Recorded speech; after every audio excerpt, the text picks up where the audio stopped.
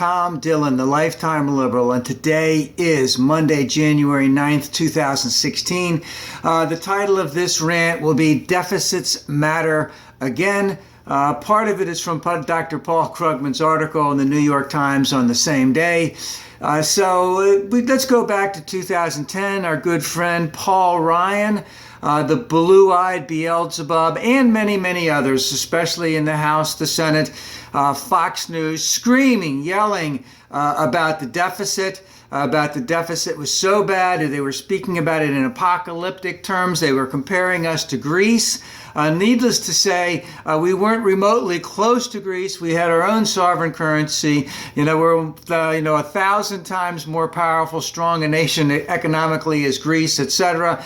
But they were screaming about the deficit, that the deficits were going to extend. Our grandchildren, our great-grandchildren, they're all going to have to pay for it, and we have to stop this now.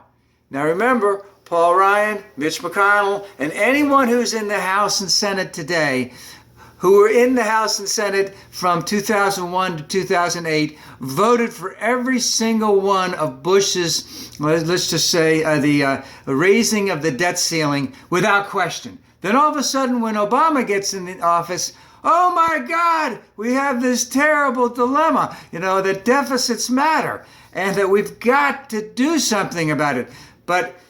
And that's been the way it's been. So we've had sequester. We've had a government shutdown. We haven't had any increase in spending. We've had a tremendous opportunity to have deficit spending in the sense that we can borrow at tremendously low rates and we can invest that in infrastructure spending. And then, of course, as that all winds around, more people have more money in their pocket, more people will buy things. That'll bring about continued investment, and that'll also bring out tax dollars. And that was the time to do it. But now, our little friends in the House and Senate, they want to go ahead and increase that deficit during Mr. Minority's administration to the tune of about $9 trillion over the next 10 years. And as Everett Dirksen once said, he used to say billion, but I'll say trillion. A trillion here and a trillion there, sometimes that really adds up to real money or something to that effect. So $9 trillion in the next 10 years. And of course, they would never have ever voted for that while Obama was in office. So it's just a complete flim-flam on their part. It's done specifically for political power, and it's done specifically to screw the average working person, especially the poor. Dr. Krugman says flim-flam, and it reminds me of the George C. Scott movie of, what was it, 1966, called The Flim-Flam Man, and I can't remember the lines that George C. Scott. It was a pretty funny movie back then. I don't know if I'd like it now, but they would take people to town. And again, this is only against Obama, and it really just hurts Americans. And at the same time, when all of this was going about 2009, we were in the Great Recession. Normal economic theory basically that said you need to expand, you need to do this type of spending. We're at an unbelievably low interest rates, and it's been proven for the last 7 years. Interest rates have not gone up. The inflation has not gone up. And of course, every single year, those clowns on Fox News, etc., Fox Business are screaming about all of these things. And then when they say, oh, it hasn't gone up, well, wait, it's going to go up real soon. And of course, it has never gone up. But now we're at close to full employment, and that type of thing can affect inflation rates, etc.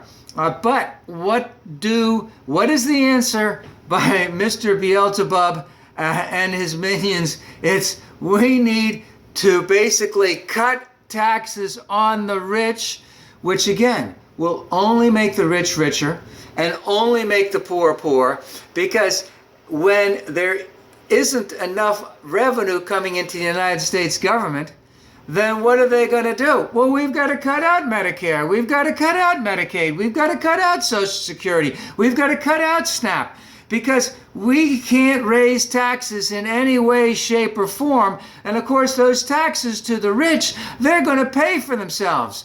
Needless to say, never in the history of the entire world have taxes ever come remotely close to paying for themselves. Now remember, Bush Sr., Poppy Bush, basically said no new taxes. What was it? Read my lips, no new taxes. And of course, he increased taxes because he knew that the government had to work efficiently and effectively. And his son and everyone else since then, they don't want it to work efficiently and effectively. I'm not saying Poppy Bush was that good about it, but he wanted it. He knew that we couldn't run that type of debt. All right. So taxes, cutting taxes to the rich, they're just going to say job creators, that kind of happy horse crap all over again, like Eric Cantor. We have to make room for the job creators. And of course, the job creators, by cutting taxes to the rich, doesn't create jobs. Putting money in the hands of people who don't have a lot of money, that's going to go right back into the economy, because they're going to spend all that money. And that's what we need to do. But again, all the Republicans are going to want to do when they cut taxes to the rich to the tune of the effect of $9 trillion over the next 10 years. The only way we can possibly solve this problem, cut Medicare, cut Social Security, cut Medicaid, cut SNAP, etc. So this flim-flam has been going on for a long time. It's a very typical playbook that they have every single time, and it's only meant to keep the rich richer and the poor poor. And of course, the Republicans, in terms of what their policy positions have been, they've been wrong about this all of the time. They've been wrong about this, about everything. And Mr. Minority is going to be bringing in people who espouse this type of position to the hilt. I mean, they're going to go to the mat, to cut Social Security, to wreck the EPA, to wreck any labor regulations. They're going to do this to the mat. And of course, it's going to hurt the poor people the most. And this is what is so immoral. This is what is so sad. And the thing is, they know exactly what they're doing. And people like Paul Ryan, that good Catholic boy that he tries to come out to be, who reads Ayn Rand, who justifies everything. This is sinful. This is immoral.